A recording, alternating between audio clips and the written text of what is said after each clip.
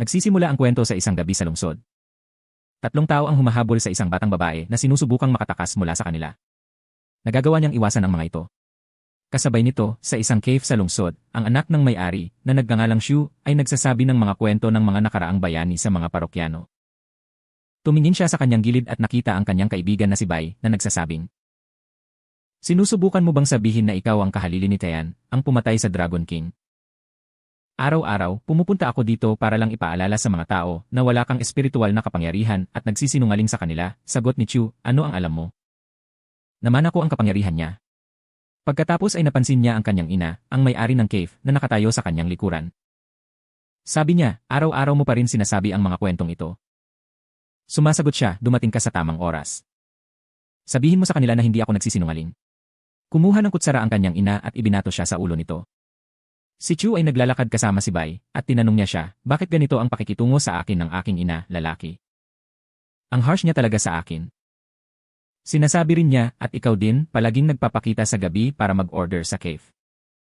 Hindi mo ba napapansin na hating gabi na?" Sagot ni Bai, "Wala na akong ibang choice, ang pamilya ko ay naghihintay ng trainer mula sa Tian Academy." Tanong ni Chu, "Bakit napakaaga ng pagsusulit ngayong taon? May chismis pa nga na nagpadala ang tempo ng mga espiya sa amin ngayon. Totoo ba yun?" Sa mga sagot, sino ang nakakaalam? Ngunit maraming tao ang nagsasabi nito. At tungkol sa digmaan mula 10 taon na ang nakakaraan, narinig kong natalo ang Dragon King ngunit buhay pa rin. Sa lahat ng oras na ito, ang Temple ay naghihintay ng pagkakataong makabalik. Kaya naman inanunsyo ng Tian Academy ang pagsusulit sa unang bahagi ng taong ito. At maaaring may mga espiya talaga sa amin ngayon, sabi ni Chu, "Ito na ang aking pagkakataon, ang mga bayani ay ipinanganak mula sa digmaan. Ito na ang oras ko para makamit ang gusto ko." Sinampal siya ni Bai at sinabing, "Baliw ka ba? Paano ka magiging isang bayani na walang espiritual na kapangyarihan? Sa tingin mo ba ay magiging madali ang pagsubok? Ang rate ng pagkamatay sa pagsubok lamang ay 30%. At para sa isang tulad mo, halos tiyak ang kamatayan." Sagot ni Chu, "Ipapakita ko sa iyo ang aking kapangyarihan," at sinusubukang gamitin ang kanyang espiritual na enerhiya ngunit nabigo. Natatawang sabi ni Bai, "Gumaan ka ng konti. 100 beses ko nang nakita ang circus act na ito pero natatawa pa rin ako." Sasagot pa lang si Chu, napansin niya ang mga anino na nakapalibot sa kanila at sinabing, "Tiyak na mga espiya mo iyon." Ibinato niya ang ilang bagay kay Bai at sinundan sila, sinabing, "Sa wakas, makakamit ko ang aking pangarap." Sinundan niya sila at umakyat sa isang puno, nakita niya ang 3 figura. Sabi niya, 4 na anino ang nakita ko, kaya dapat may hinahabol sila." Nang makita ang 3 figure na tumatakbo, siya ay tumalon pababa mula sa puno upang sundan sila. Habang tumatakbo siya, nakakita siya ng berdeng kinang na nagmumula sa isang lugar sa kabubatan at sa tingin niya, "Hindi pa ako nakakita ng ganito. Baka member yun ng Temple. Kailangan kong suriin ito sa aking sarili." Siya ay tumatakbo upang siyasatin ang pinanggalingan ng liwanag. Pagdating, nakita niya ang isang batang babae na napapalibutan ng berdeng ilaw. Sa tabi niya, nakita niya ang 3 figura na papalapit sa kanya. Sabi ng isa sa kanila, "Matagal ka na naming hinahabol, oras na para tapusin ito. Ikaw ay naging mahirap na biktima." Bumaba ang batang babae mula sa puno at sinabi sa kanila, "Ito ay isang patagong operasyon. Mahalagang maiwasan ang mga pagkakamali sa mga pangalan. Sino ang biktima at sino ang mga ngaso? Magiging mahirap kung malalaman mo. Kung sa tingin mo sa pagpunta mo dito, mahuhuli mo ako tapos managinip ka."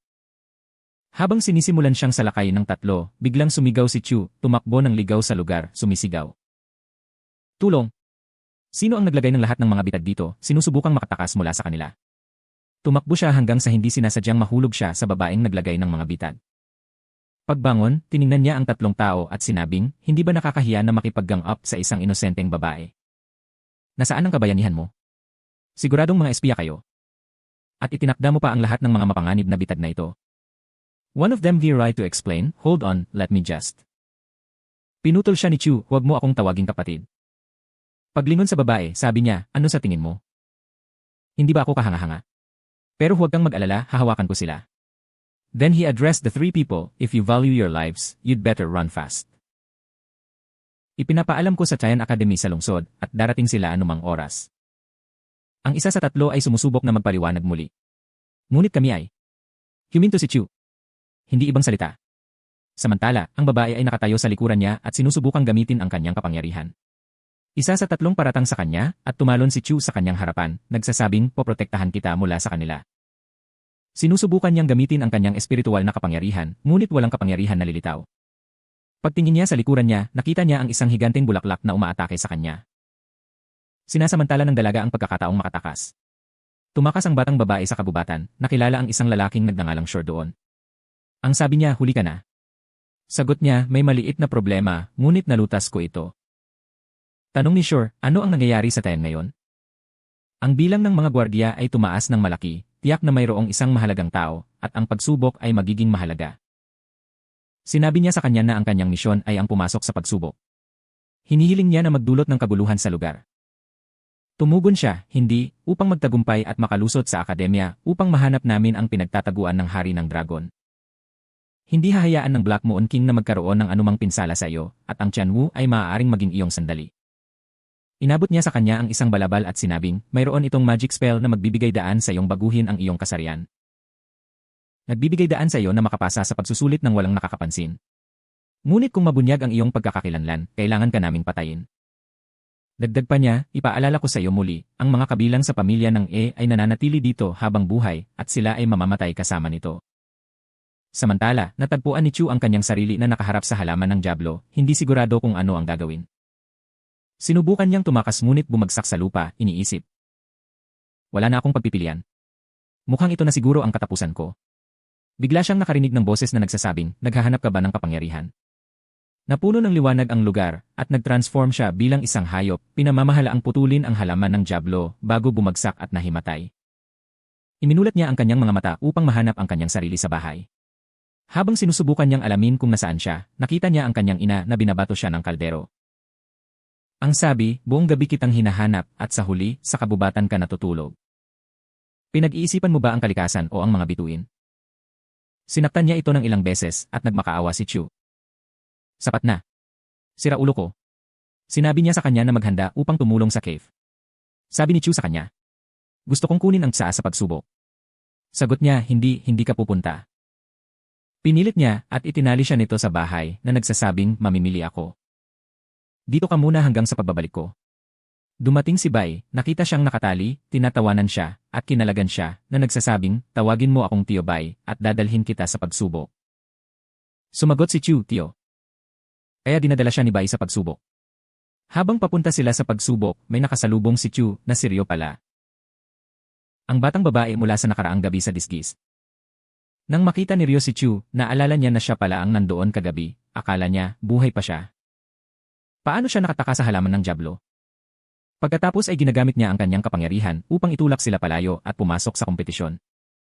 Dumating ang lahat sa pagsusulit at nagsimulang ipaliwanag ng pinuno ang mga patakaran. Nakita ni Ryo si Chu doon at naisip ko, kailangan kong pigilan siya na manalo sa kompetisyon. Kailangan ko siyang maalis agad. Ang pinuno ay natapos na ipaliwanag ang mga patakaran na nagpapahayag na ang unang pagsubok ay ang pagdama na magaganap sa isang kagubatan na puno ng mga kakaibang nilalang. Ang mga kalahok ay dapat gumamit ng espiritual na enerhiya upang mahanap at makuha ang mga nilalang na ito, na ang layunin ay makuha ang isang odmon ng ranggo 3 o mas mataas. Nagbukas siya ng portal at sinabi sa kanila na ang unang 200 kalahok lang ang makakapasa. Quick Facts section sa paraang gusto ng puso mo. Ang mga Ottoman na hayop ay mga espesyal na nilalang na may kakaibang kapangyarihan tulad ng tigre na may lakas na higit sa normal na mga hayop. Dito nagtatapos ang Quick Facts segment. Manatiling ligtas. Mga kababayan, pumasok ang lahat sa kabubatan at nagsimulang maghanap ng mga Ottoman na nilalang na gumala sandali hanggang sa matagpuan niya ang kanyang unang Ottoman. Sa sandaling nakita niya ito, isang marka ang lumitaw sa kanyang likod at naramdaman ito ng Ottoman, umalis at tumakas. Sigaw ni Chu, hoy, bumalik ka dito, pero tumakbo ang nilalang. Pagkatapos ay naghanap siya ng isa pa, ngunit sa tuwing may makikita siya, lumilitaw ang marka sa kanyang likod na naglalabas ng mabahong amoy na nakakatakot sa mga hayop. Ito ay patuloy na nangyayari hanggang sa isang punto. Isang Ottoman tigre ang umatake kay Chu habang ang iba ay tumakas. Tumalo ng tigre sa kanya, nasugatan ang kanyang binti. Naisip ni Chu sa kanyang sarili, gusto ko ng isang Ottoman na lumapit sa akin, ngunit hindi tulad nito. Biglang lumitaw muli ang marka sa kanyang likod at tumakbo ang tigre. Samantala, pinanood ni Ryo ang eksenang ito mula sa likod ng isang puno. Si Chu, na nasasaktan pa rin, ay nakakita ng isang batang babae na papalapit at nagtatanong, ayos ka lang? Tiningnan niya ang sugat nito sa binti, sinabing, hindi ito seryoso, hayaan mo akong tumulong. Ginamit niya ang kanyang enerhiya sa sugat at sinabi sa kanya.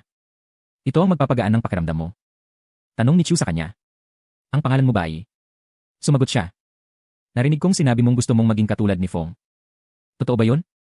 Sa kanyang pagpapatuloy, may tumawag sa kanya, nagsasabing kailangan niyang tulungan ang mga estudyante na manghuli ng mga nilalang na Ottoman.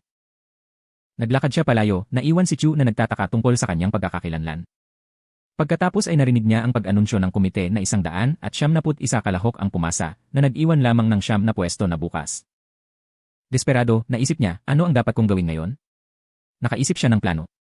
Ang kanyang ideya ay maglagay ng bitag para sa tigre, na lumikha ng isang dumi sa kanyang kamiseta, kaya kapag nilapitan ito ng tigre, aalisin nito ang baho at lumihis. Tumayo si Chu sa malapit, na mas malala pa, para iwasan siya ng tigre. Habang tumatakbo ito mula sa kanyang dumi, nahulog ang tigre sa hukay, hinampas ito ni Chu ng bato, itinali, at sinimulang hilahin ito patungo sa finish line. Hindi ko alam kung bakit patuloy akong tinatakbuhan ng mga Ottoman creatures, umbol niya, pero bali na lang dahil nahuli ko ang isang ito. Habang kinakalagad niya ang tigre patungo sa finish line, nakamasid si Ryo mula sa isang puno na naghahagis ng ilang enchanted na dahon sa tigre. Nagsimulang magsara ang portal at hinintay ng lahat si Chu. Biglang umalinggaw ang boses niya mula sa malayo pagdating niya, hinihila ang tigre at isang maliit na cute na nilalang. Tinanong siya ng tagapagsanay, pinagtatawanan mo ba ako, na sinasabing tigre ito? Sumagot si Chu, nahuli ko nga ang tigre, ngunit may kakaibang nangyari. Nagtawanan ang lahat at biglang naglabas ng kakaibang enerhiya ang maliit na nilalang. Kinilala ito ng tagapagsanay bilang isang Ottoman. Ngunit isinumpa ng mahika, nagtataka ng malakas, sino ang maaaring gumawa nito? Baka maiayi sa atin. Sinabi niya kay Chu, pansamantala kang papasa sa round na ito, ngunit imbestigahan namin ang Ottoman tiger na nahuli mo. Kung peke ito, madidisqualify ka ng walang talakayan. Nagbukas siya ng bagong portal na humahantong sa mga kwalipikadong kalahok sa susunod na pagsubok. Nanood si Ryo, iniisip sa sarili na sa susunod, mas magiging malupit siya sa kanya. Naabot ng lahat ang pangalawang lokasyon ng pagsubok. Inihayag ng tagapagsanay, ito ang Abyss Bridge. Mula ngayon, ang pagsubok ay magiging mas mahirap. Maaari ka pa ring mag-withdraw kung gusto mo. Ang unang 50 trainees na makakasama ko bago mag-umaga sa malapit na lugar ay ang mga survivor at magsisimula na ang pagsusulit ngayon. Ang ilang mga kalahok ay sumugod patungo sa tulay.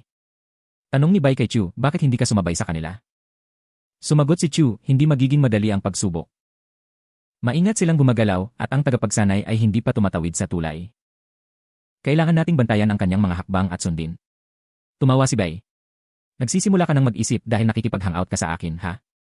Nang lumingon siya kay Chu, napansin niyang nagsimula ng tumakbo si Chu. Tumawid na ang trainer. There's no time to waste, sigaw ni Chu habang humahabol sila sa kanya. Habang tumatakbo sila, lumapot ang hamog at nawala ang figura ng tagapagsanay. Naisip niya sa sarili, sinabi ko sa kanila na hindi magiging madali ang pagsubok.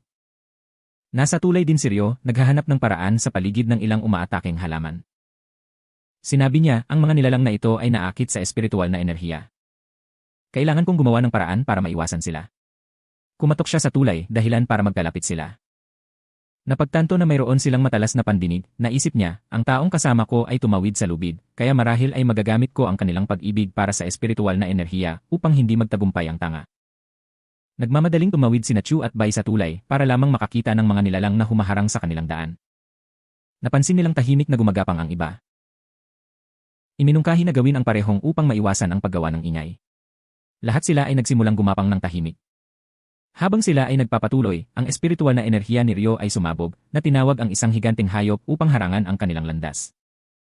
Ang mas maliliit na nilalang ay sumalakay sa mga nasa likuran nila, habang ang higanteng hayop ay humarang sa iba sa harapan. Sinubukan ng grupo na sumalakay, ngunit ito ay walang saysay habang ang halimaw ay sumasalungat sa mas malalakas na suntok. Samantala, ang tagapagsanay ay nakarating sa dulo ng tulay. Napansin ng dalawang figure na sumusunod sa kanya, si Ryo at ang taong tumalon sa lubid. Naisip niya, may dalawang outstanding talents ngayong taon. Binati niya sila, sinabing, nagsumikap ka at nagtagumpay sa pagsubok. Makakapagpahinga ka na. Ngunit dito bago madaling araw. Umalis si Ryo habang nag-isip. Kailangan kong tiyakin na hindi makakarating si Chu. Si Chu ay dinakip ng halimaw at nawalan ng malay. Nang imulat niya ang kanyang mga mata, napaisip siya, nasaan ako? Patay na ba ako? Nakaramdam siya ng matinding liwanag sa paligid at biglang narinig ang malakas na tawag ng isang napakalaking nilalang. Pagkagising niya, napadpad siya sa isang kakaibang lugar. Nakarating na ba ako sa pintuan ng impyerno o ano ito? Nagtaka siya, nakita niya ang nakakatakot na halimaw na nagsabi sa kanya. Hindi mo ba ako naalala? Naalala ni Chu ang oras na inatake siya ng bulaklak ng demonyo at sinabing, kasama mo ako sa gate. Tumawa ang halimaw, sabi, matagal na tayong hindi nagkikita, pero bale alam mo kung sino ako. Maraming tao ang natakot sa aking kapangyarihan, kaya naman tinataka nila ako sa loob mo. Iyon lang. Kung maaari mong alisin ang selyo, makukuha mo ang lahat ng aking lakas upang matulungan ang iyong mga kaibigan. Naalala ni Chu ang lahat ng nangyari, sinabi, naalala ko. Nasa Ibis Bridge kaming lahat. Sumagot ang halimaw, eksakto. Ilagay ang iyong kamay sa selyo, nang walang espiritual na enerhiya, wala kang magagawa. Naisip ni Chu sa kanyang sarili, naintindihan ko na, kung hinawakan ko ang selyo, makakakuha ako ng direktang kapangyarihan. Halaman ng Diablo at sinabi sa halimaw, magtitiwala ako sa sinasabi mo, itinaas ang kanyang kamay upang hawakan ang selyo. Ang halimaw ay hinimok, eksakto, ilagay ang iyong kamay dito. Pero biglang tumigil si Chu. Tanong ng halimaw, bakit ka tumigil? Sumagot si Chu, sinong magsasabing hindi mo ako sasaktan kapag nasira ko na ang selyo? Kung nasa iyo ang lahat ng kapangyarihang ito, bakit ka nabuklod sa akin noong una, at bakit kailangan mo ng tulong ko? Tumawa ang halimaw at sinabi. Ngunit hindi iyon para malaman mo. Hayaan akong ipakita sa iyo ang tunay na kapangyarihan na nagbibigay kay Chu ng kaunting espiritual na enerhiya. Hinawakan ito ni Chu na nagsasabi, kaya ito ay espiritual na kapangyarihan. Ramdam ko ito sa buong katawan ko. Mayroon talaga akong espiritual na enerhiya. Sumagot ang halimaw, ito ay dakilang kapangyarihan. Ngayong nagamit mo na ito at naramdaman mo na, magpapatuloy ka pa ba sa pagtatanong o tutulong ka ba sa iyong mga kaibigan? Naalala ni Chu ang kanyang mga kaibigan at, sa isang iglap, inilagay ang kanyang kamay sa selyo. Sa kabilang dulo ng tulay, tumayo ang instruktor, nag-isip, ano ang nangyayari? Ang pagsubok ay mahirap, ngunit hindi gaanong dalawang tao lamang ang magtatagumpay. Baka may mali. Samantala, nakipagkita si Ryo sa taong nag-utos sa kanya noon. Sinabi sa kanya ng taong ito, ang iyong misyon ay paglusot at pangangalap ng katalinuhan. Hindi maaaring baliwalain ang ginawa mo sa Ottoman Tiger, ngunit kung magpapatuloy ka sa ganitong paraan, magsisimulang maghinala ang lahat sa iyo. Kung mahuli ka, magkakaroon. Bago matapos, naramdaman niya ang isang malakas na presensya ng enerhiya. Sino ang nasa likod ng aura na ito? Parang ang aura ng Dragon King, sabi niya. Kasabay nito, sinira ni Chu ang selyo at pinalaya ang sarili mula sa pagkakahawak ng halimaw. Tumayo siya sa harap ng nilalang at, sa isang hampas, natalo niya ito. Ang instruktor, nalilito, naisip, ano ang nangyayari? Aksidente lang. Hindi bahagi ng pagsubok. Iimbestigahan ng Chen Academy ang nangyari. Pagkatapos ay inihayag niya na ang lahat ay nakapasa sa pagsusulit, naabot man nila ang dulo ng tulay o hindi, at tinanong si Chu, sigurado ka bang ang nilalang na nahuli mo ay isang Ottoman na tigre? Sumagot si Chu, sigurado ako. Sinabi niya sa kanya, tama ka. Ngayon, kwalipikado ka na para sa ikatlong pagsusulit. Binuksan niya ang isang portal at inutusan ang lahat. Ito ang hadlang na nagpoprotekta sa akademya mula sa anumang pag-atake. Walang makapasok sa labas ng akademya. Pagkatapos, pinapasok niya sila sa loob, ipinaliwanag, ang akademya ay inatake ng templo ng Mu na pinamumunuan ng Dragon King. Ito ang pinakamabangis na labanan sa mundo, at ang aming koponan ay lumaban ng buong tapang, ngunit ang mga sundalo ay sunod-sunod na bumagsak. Nagawa ng Academy Master na selyuhan ang Dragon King, na nanalo sa digmaan, ngunit ang aming lungsod, ang Qian, ay naiwan sa mga guho. Ang Pangulo ng Akademya pagkatapos ay lumikha ng isang 3-layer na mahiwagang hadlang. Sinundan siya ng lahat sa kanilang bagong quarter. Inanunsyo niya, simula ngayon, magkakaroon ka na ng bagong mentor. Nagpalakpakan ng lahat, iniisip kung nasaan ang bagong guro. Pagtingin nila sa ibaba, nakita nila ang isang pandak na lalaki na nagpakilala, ako ang iyong bagong tagapagturo. Ang pangalan ko ay Do. Pilit na pinipigilan ang kanilang tawa, hindi na napigilan ng isang trainee at nagpakawala ng tawa. Agad siyang sinunggaban ni Do, pinalayas at nagbabala, ang sinumang hindi susunod sa aking mga alituntunin ay hahantong sa ganito. Inutusan niya ang lahat na tumungo sa balon. Para bantayan si Chu, ang batang mapula ang buhok. Pumasok ang mga trainee sa balon at itinuro ni Do, bukas ng 8 am, dapat sumalubong sa akin ang lahat sa pasukan. Kung hindi ako mahanap ng sinuman, ibulong ang aking pangalan. Mayroon akong isip sa pagbabasa ng magic at hahanapin ka. Kinabukasan, ipinaliwanag ni Do ang ikatlong pagsubok. Ito ay magsasangkot ng mga power card at tatagal ng 8 oras. Ang bawat tao ay magkakaroon ng isang set na bilang ng mga card, ngunit sa panahon ng pagsusulit, dapat silang kumuha ng mga card mula sa iba. Sa loob ng 8 oras, ang mga mangolekta ng 1,000 card ang siyang mananalo na magbibigay daan sa kanila na ma-access ang Gate of Identity upang maging opisyal na miyembro ng Chen Academy. Nagulat ang mga tao, nagtatanong kung paano nila kukunin ang mga card mula sa mga kakumpetensya. Sumagot si Du, the rule is no rules. Dapat mong matutunang protektahan ang iyong card at kumuha ng iba pang card gamit lamang ang kasanayan at lakas. Patuloy na tumakbo si Chu sa abot ng kanyang makakaya upang makalayo sa kanila na nagsasabing kasalanan nila ang lahat. Kinuha nila lahat ng card ko, 100 na lang ang natitira sa akin. Ngunit walang problema, pupunta ako ngayon sa safe zone at mag-iisip ng paraan para maibalik ang aking mga card.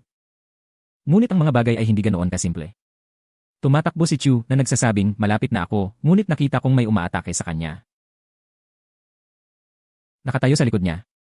Sabi ng isa, clueless talaga ang mga bagong estudyante, di ba? Ikaw ang aming biktima ngayong taon. Sinabi ni Chu, paano nakikilahok sa atin ang mga matatandang estudyante? Tapos, sabi ng may hawak sa kanya, ibigay mo sa amin ang lahat ng card mo o gagamit ako ng dahas. Sagot ni Chu, nawala na lahat ng card ko.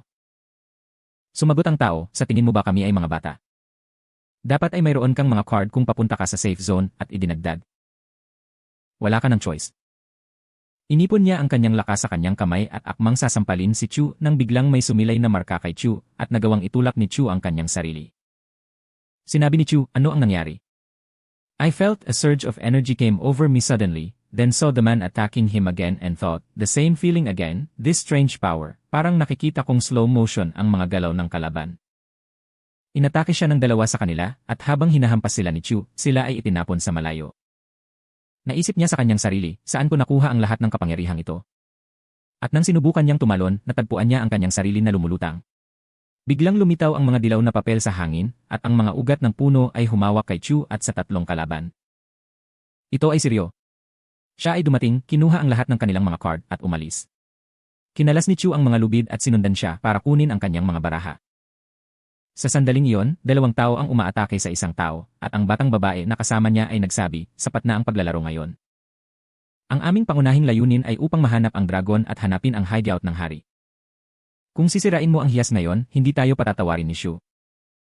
Mabilis na tumakbo si Chu na nagsasabing, ito ang unang pagkakataon na naramdaman kong mayroon ako ng lahat ng kapangyarihang ito. Tumakbo siya at sinalubong si Bai. Pagsalubong pa lang nila ay nakarinig sila ng pagsabog sa malapit. Tumakbo sila palapit dito at nakita nila ang 2 tao bago sinalakay ang babaeng tumulong kay Chu. Sabi ni Bai kay Chu, mukhang malakas talaga sila, wala tayong magagawa laban sa kanila. Pero biglang tumakbo si Chu papunta sa kanila para umatake. Sa kanyang pagtakbo, muling nagliwanag ang marka sa kanyang likuran. Sinubukan niyang tamaan ang isa sa mga ito, ngunit sumablay at bumagsak sa lupa. Pag-ungol, mukhang bumawi lang sa akin ang atake ko. Noon ay naghagis sa kanila ng mga smoke bomb at lahat sila ay nakatakas. Habang tumatakbo sila, napansin nila ang isang Oddmon beast, ang nahuli ni Chu kanina, na nagnanakaw ng hiyas na hawak nila. Ang batang babae na tumulong kay Chu sa simula ay nagsabi na ang kapayapaan ay hindi karaniwan, ito ay dapat na isang mapanganib na magic artifact. Bigla silang nakakita ng isang mata na lumitaw sa harap nila na sumabog sa impact. Habang hinahabol sila ng 2 umatake, iniwasan nila ang pagsabog ngunit patuloy silang tumakbo upang makatakas. Sinusubukan nilang maabot ang ligtas na lugar, ngunit biglang, isang malaking puwersa ang humawak sa kanila na iniwan silang hindi makagalaw. Sabi ni Bai, ito na talaga ang katapusan natin dito. May nakita silang naghagis sa kanila ng bomba, ngunit biglang lumitaw ang parehong marka sa likod ni Chu at nakita niyang mabagal ang paggalaw ng mga bomba.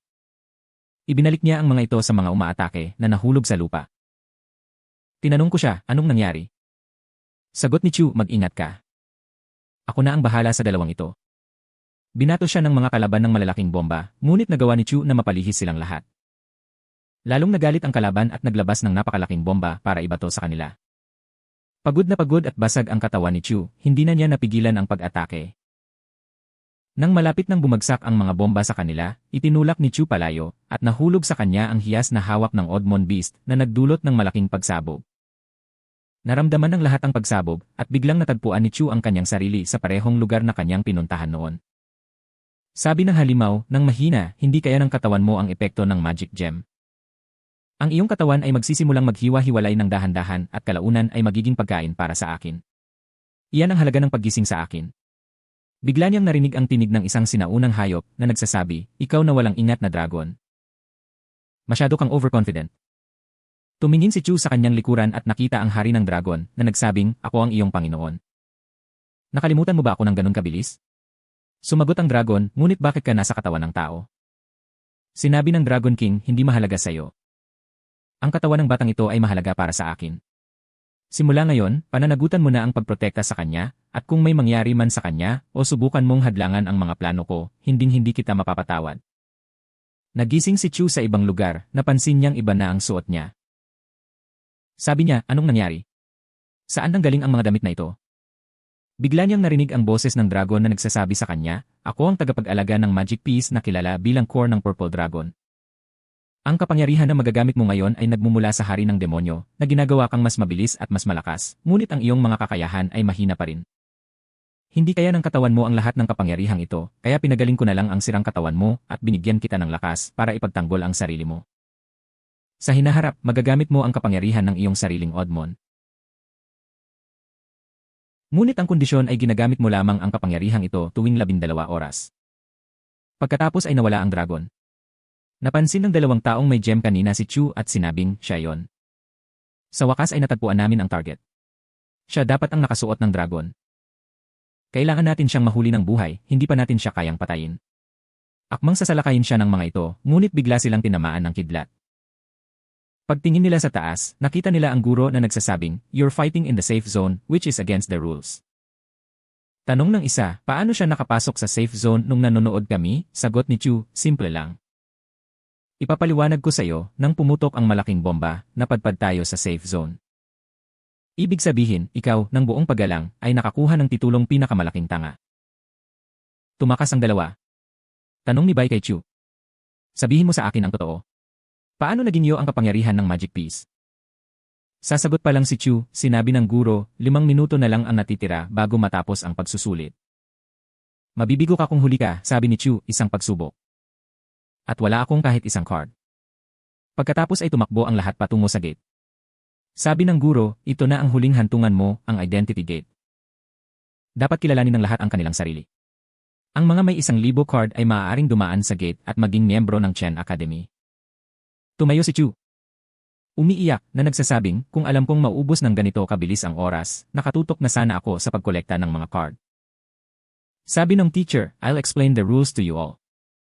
Kung mayroon kang buong bilang ng mga baraha, maaari kang dumaan sa gate.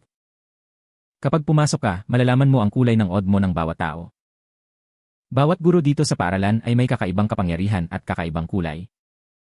Ang mga power card ang iyong tiket para makapasok sa gate. At sinabi niya sa lahat na pumasok. Ang isa sa kanila ay humakbang at pumasok sa loob, inilagay ang mga card sa pinto, at pumasok. Sabi ni Bai, nabalitaan ko na ang pumasok ay tinalo ng mag-isa ang 20 estudyante. Pagkapasok niya, biglang bumukas ang gate, at bumungad sa buong lugar ang kulay itim. Ang susunod na gustong pumasok ay si Ryo, pumasok siya sa loob at lumabas na may kulay green. Pagkatapos noon, pumasok at lumabas si at ang kanyang grupo. At sunod-sunod na pumasok ang lahat hanggang sa pumasok na din si Bai. Sinabi ni Chu, maging si Bai, na halos isang manok ay nagtagumpay. At hindi ko ginawa. Bigla niyang narinig ang boses ng dragon. Tinanong siya ng dragon, bakit hindi ka pumasok? Sumagot si Chu, may nagnakaw ng lahat ng card ko. Paano ako makakapasok? Sinabihan siya ng dragon na tingnan ang kanyang sinturon, ipinaliwanag na may kinita siya nang matalo niya ang 2 individual na iyon. Regalo para ipagdiwang ang kanilang bagong pagsasama. Sinabi ni Chu, ngunit kailangan mo ng 1,000 card upang makapasok at ang bagay na ito ay walang silbi. Sumagot ang dragon, hindi mo ba kilala kung sino ang kausap mo? Kamay ka muna sa tabi mo. Ako ang Purple Dragon, okay? Sabi ko sa lupa, huminahon ka dahil walang katulad ko. Sumagot si Chu, hindi ako naniniwala sa'yo. Hindi ko nga alam kung saan ka nanggaling. Sabi ng dragon, hindi ako makapaniwala, mali talaga ako. Ulitin ang pagsusulit sa susunod na taon. Sumagot si Chu, hindi, nagbibiro lang ako. Sige, pupunta na ako. Umakyat siya doon, kung saan naghihintay ang lahat, handang tumawa. Inilagay ni Chu ang card at bumukas ang pinto. Pumasok siya sa loob at paglabas niya, nakita ng pinto ang bilang ng mga baraha. 0, mga espiritual na card, 1, at sinabing nakapasa siya sa pagsusulit ng matagumpay. Walang kulay. Tumayo ang lahat, natigilan, maging ang instructor. Sabi niya, ito ang unang pagkakataon sa kasaysayan na ang isang estudyante ay may espiritual na card, at hindi lang iyon, siya ay walang kulay. Nagsimulang maghiyawan ang lahat sa lugar. Ang sabi ng instructor sa kanila, ang spiritual card ay mas mataas ang ranggo kaysa sa power cards, at dahil doon, pinayagan siya ng pinto na makapasok. Hanggang doon na lang. Nagsimula na namang maghiyawan ang lahat. Sabi ng isang tao, una, may insidente ng tigre. At hinayaan na namin yon. Sa pagkakataong ito, ang kanyang bag ay may mahigit 2,000 card, lahat ng ito ay ninakaw, at wala siyang nakolekta kahit isa at nagtagumpay pa rin.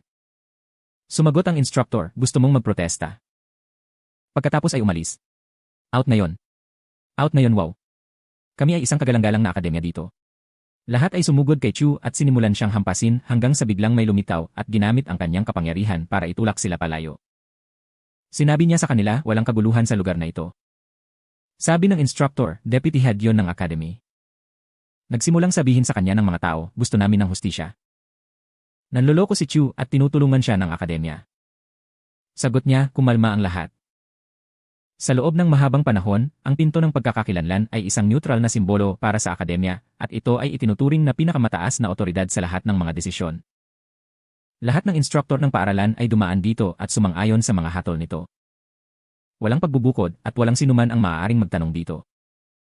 Ang dalawang iyon ay dumaan sa pintuan ng pagkakakilanlan na nangangahulugan na sila ay opisyal na miyembro ng akademya at dapat igalang.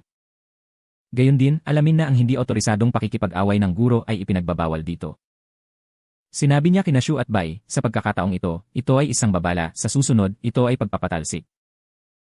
Pagkatapos ay lumingon siya sa instructor at sinabing, ingatan mo si Chu at lumakad palayo. Noong gabing iyon, nakipagkita si Ryo sa taong lagi niyang nakikita. Dumating siya at naabutan siyang nagsasabing, congratulations.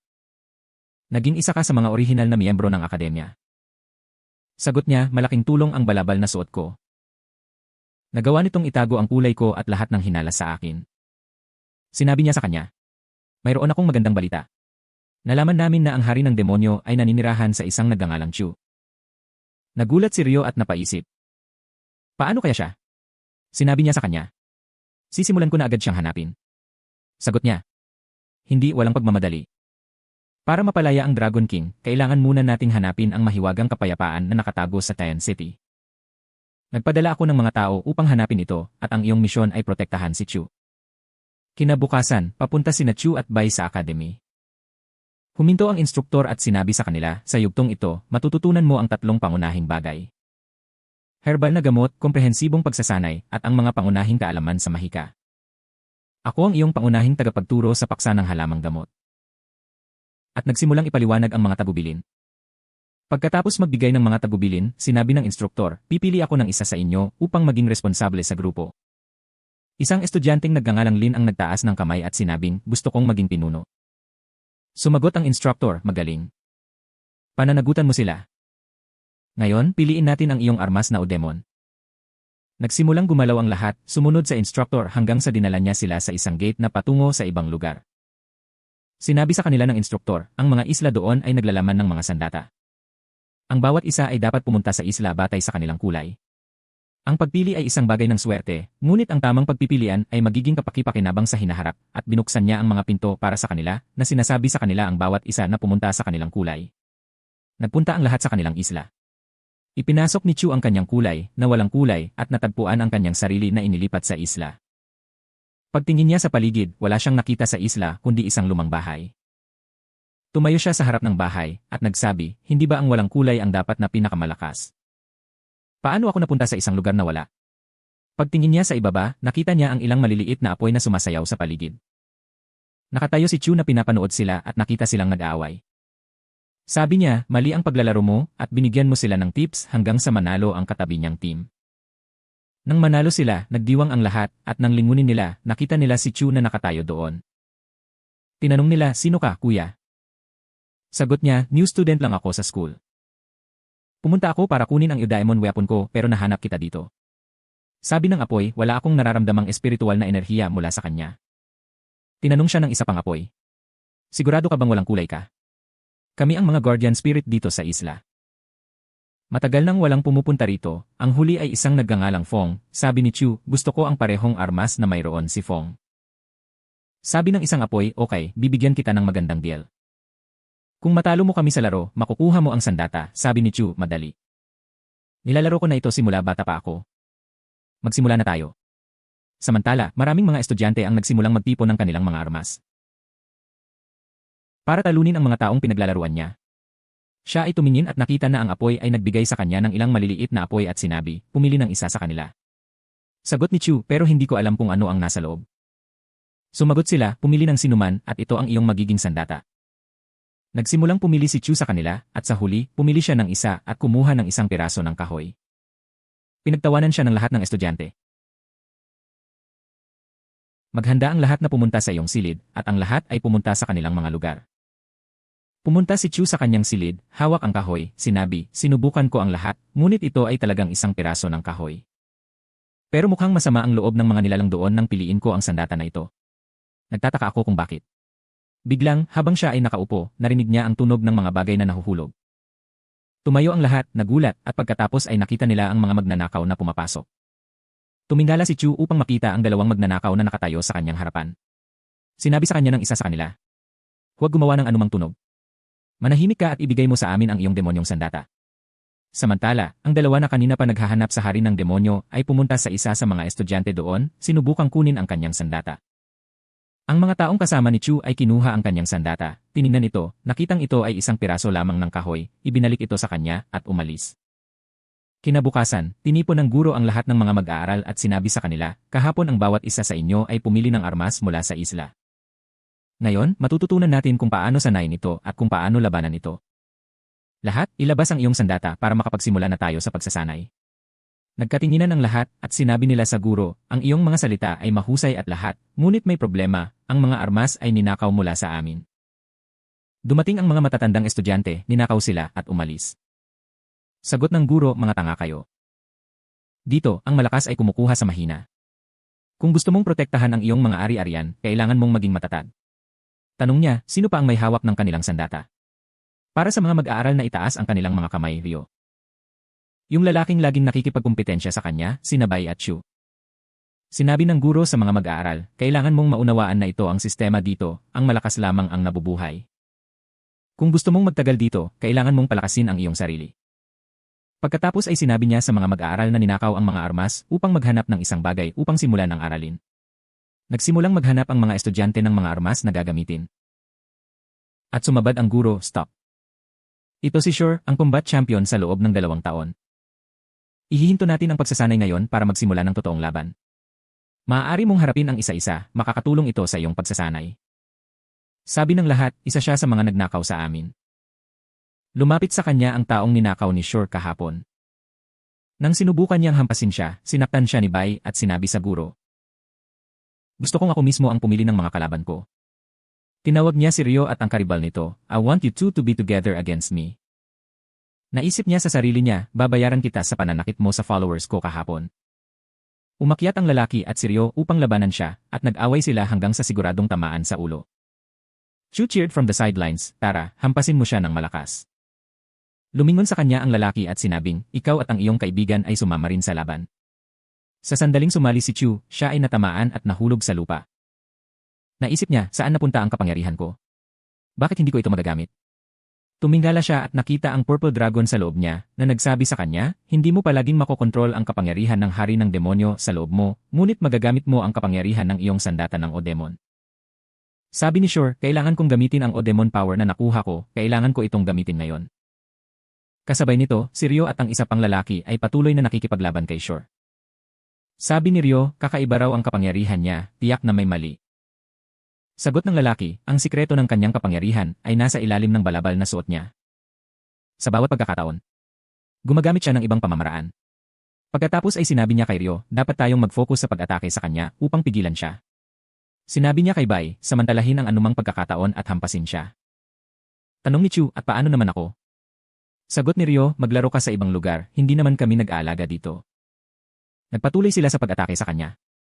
Habang sila ay naniningil, si Chu ay sumugod din sa pag-atake, at biglang, isang liwanag ang lumitaw mula sa kanyang kamay, sapat na lakas upang matanggal ang balabal ni Shore, na nagpapakita na mayroon siyang 4 na braso. Sabi ni Chu, ang aking Odemon power ay Space Seal. Ito ay dapat na isang kapaki-pakinabang na kakayahan.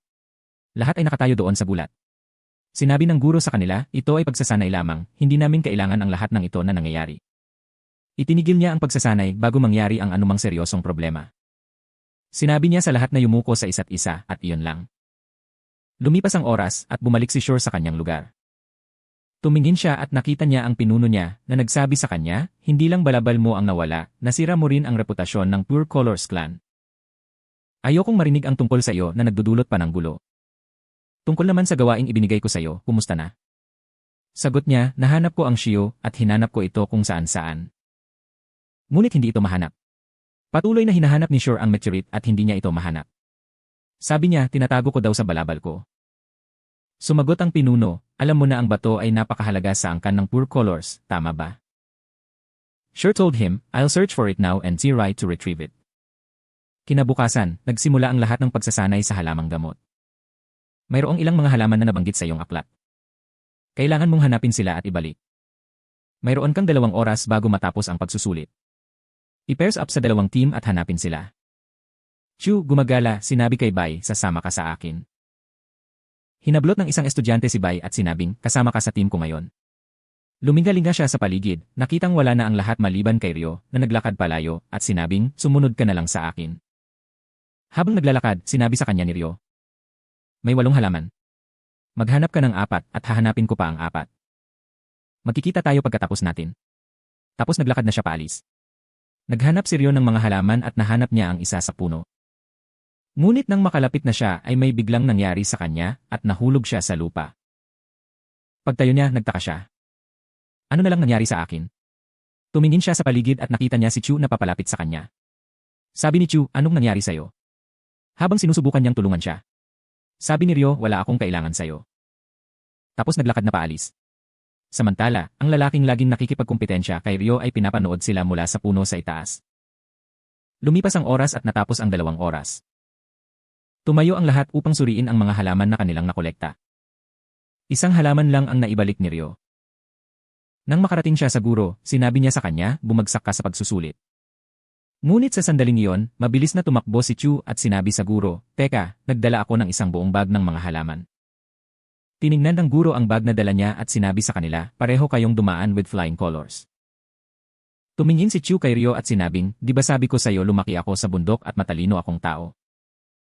Sa susunod, makinig ka kapag may sasabihin ako.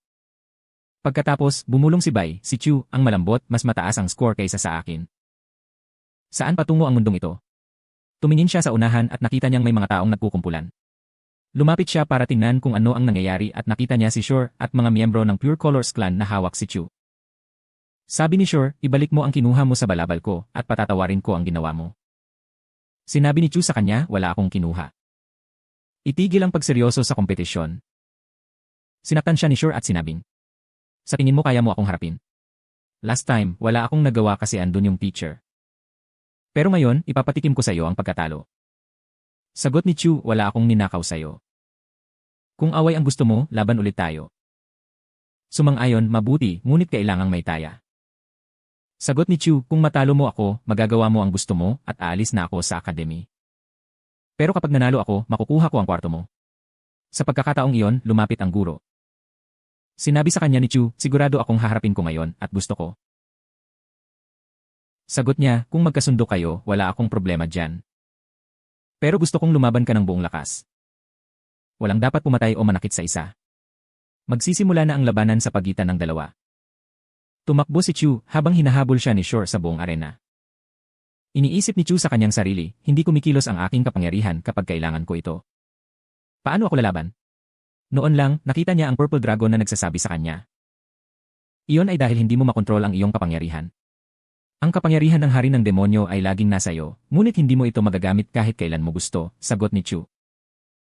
Kaya, kailan lilitaw ang kapangyarihan? Sumagot ang dragon, tandaan mo kung paano ako unang nagpakita. Sinimulan ni Chu na alalahanin ang nangyari sa kanya noon na pagtanto. Nangangahulugan ito na ang kapangyarihan ay nagpapakita lamang kapag ako ay nasa panganib. Habang tumatakbo siya, bigla siyang huminto sa harap ni Shore at muling nagliwanag ang marka sa kamay niya. Nagpatuloy ang labanan sa pagitan ni Shore at Chu. Tumakbo si Chu para i-activate ang kanyang kapangyarihan, gaya ng sinabi sa kanya ng Purple Dragon, at huminto siya sa harap ni Shore. Kumikinang ang kanyang marka nang harangin niya ang lahat ng pag-atake ni Shore. Lahat ng nanonood ay nagulat, nagtataka, paanong biglang naging ganito kalakas si Chu. Naiinis si Shore, sa isip-isip niya, nagawa niya akong salakayin nang hindi ko man lang napapansin. Dapat kong kunin sa kanya ang meteorite na bato.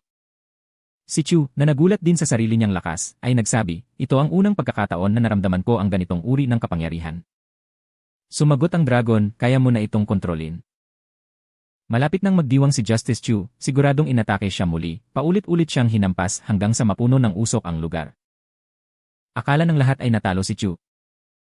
Ngunit pagkatapos ay nakita nila na siya ay nag-activate ng isang kalasag na pinoprotektahan ang kanyang sarili.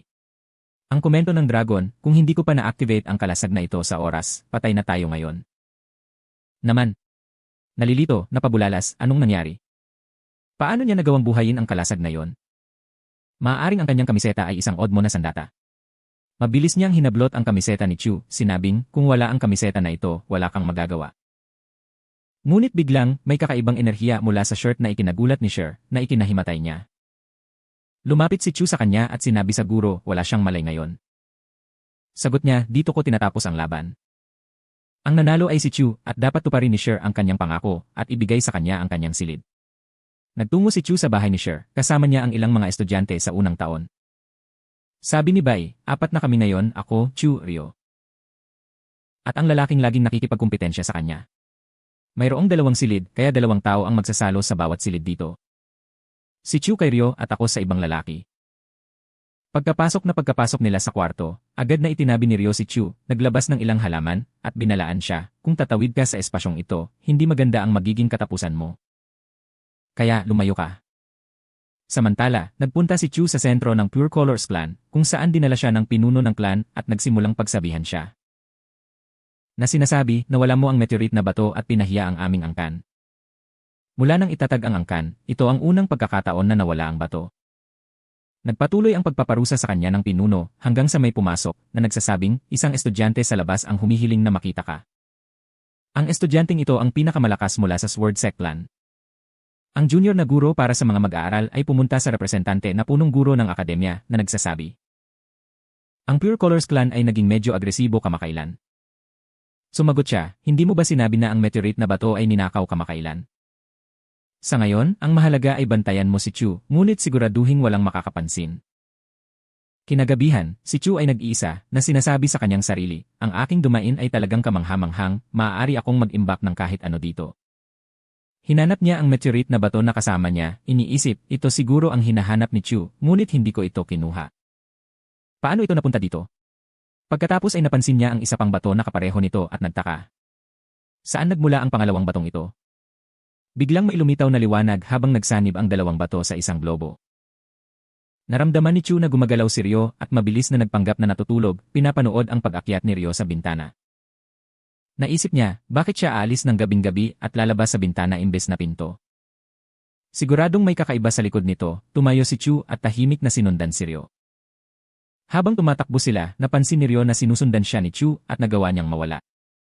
Patuloy na naghahanap si Chu. Nakatingin sa likod ng mga puno hanggang sa may nakita siyang lugar na may liwanag. Kasabay nito ang paghabol sa kanya ng lalaking palaging nakikipagkumpetensya kay Ryo, sinusubukang humabol. Pilit siyang tinatakasan ni Ryo, ngunit biglang natapilok at natumba, sa pag-iisip, napakahina ng lakas ko ngayon. Ginamit niya ang huling kapangyarihan niya para magpadala ng liham sa taong nakakasalamuhan niya. Napansin ng isa pang lalaki ang kanyang enerhiya na kumukupas at nagpa siyang umalis. Gayunpaman, ang mensaheng ipinadala niya ay hindi maaaring lumampas sa proteksyon na hadlang ng akademya.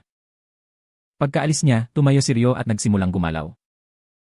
Ang sabi sa sarili, kung hindi ko maibalik ang lakas ko, hindi ko na magagamit ang disgis na ito at malalantad ang aking pagkatao.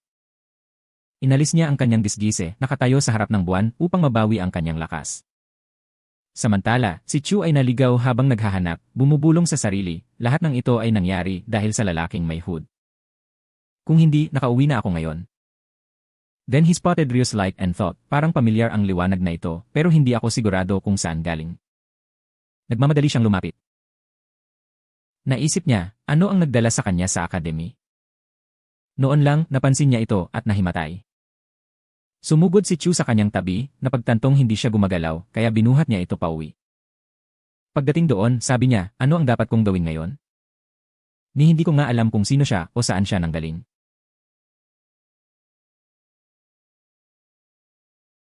Bigla siyang napadpad sa isang lugar na puno ng apoy. Iminulat niya ang kanyang mga mata at naisip, hindi kakaiba sa akin ang lugar na ito, parang pamilyar. Nagsimula siyang gumalaw at sa unahan niya, nakita niya ang isang batang babae na kamukha ni Ryo.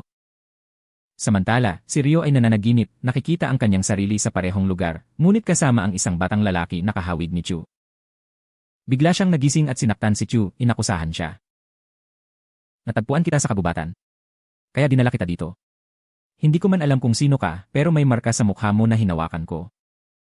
She asked him nervously, when you touch the mark, ano ang nakita mo? Sagot niya, maraming sunog.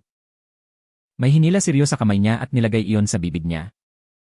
Tanong ni Chu, ano ba talaga ito? Sagot niya, ito ang sound seal. Kung sasabihin mo sa sinuman ang tungkol sa iyong nakita, mamamatay ka. Tiniyak ni Chu, huwag kang mag-alala, hindi ko sasabihin kahit kanino. Naiintindihan ko na ito ang iyong nakaraan. Ako ay isang ulila tulad mo at nagsimula siyang makipag-usap sa kanya. Kasabay nito, si Bai, na nagising para gumamit ng banyo, ay narinig si Chu na nagsasalita at huminto sa pintuan para makinig. Kinabukasan, pumunta ang deputy headmistress sa direktor ng akademya at sinabing bumalik na siya. Sagot niya, papasukin mo siya dali. Ang pumasok ay ang palaging karibal ni Ryo na nagpaalam sa direktor, natukoy ko na ang target at sigurado akong siya yon. Itutuloy natin ang operasyon ngayon? Sumagot ang direktor. Hindi pa. Bigyan ito ng ilang oras. Dapat nating hanapin ang kayamanan. Kinabukasan, lumabas si Chu para salubungin si E, ang babaeng tumulong sa kanya, tinanong siya, may nakita ka bang batang babae na nagsusuot ng kwintas na ito? Tinanong niya siya, ano ang pangalan niya? Sagot niya, hindi ko alam pero si Hoya yata yon. Sa sandaling sinabi niya ang pangalan, ang selyo sa kanyang puso ay nag-activate, humihigpit sa paligid niya. Napaisip si Chu. Tama siya. Kung may pag-uusapan ako ngayon, mamamatay ako. Si, nang makita ito, ginamit ang kanyang kapangyarihan para pagalingin siya, at pagkatapos noon, umalis si Chu. Pagkatapos ay pumunta si I upang makipagkita sa kanyang pinuno ng angkan. Tinanong niya siya kung may alam ba siya tungkol sa isang taong nagngangalang Huya, at sumagot siya, iyon ang pangalan ng isang matandang pamilya. Ilang beses ko na itong narinig na binanggit ni Master.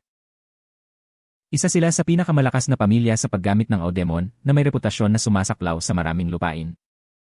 Ngunit sa huling digmaan laban sa templo ng Eth, ang buong pamilya Huya ay namatay, at ang pangalan ng pamilya ay hindi na binabanggit mula noong insidenteng iyon. Tinanong niya si E kung bakit siya nagtatanong tungkol sa pamilya, na sinagot lang niya ng wala at umalis. Makalipas ang ilang sandali. Lumapit sa kanya si Chu at kinuha ang mapa na nagpapahiwatig ng lokasyon ng kanyang paglilitis. Kinuha ni Chu ang mapa at nagsimulang magtungo sa kanyang paglilitis. Habang naglalakad siya, naisip niya, ito ang unang pagkakataon na nalaman kong may mga ganitong lugar ang academy. Bigla siyang tinambangan ng dalawang umaatake mula sa Pure Colors clan, hinihingi ang lokasyon ng Meteor Stone. Sumagot si Chu na hindi niya alam kung nasaan ito at sinimulan siyang salakay ng dalawa. Gayunpaman, nagawa ni Chu na gamitin ang kanyang kapangyarihan para palayasin sila.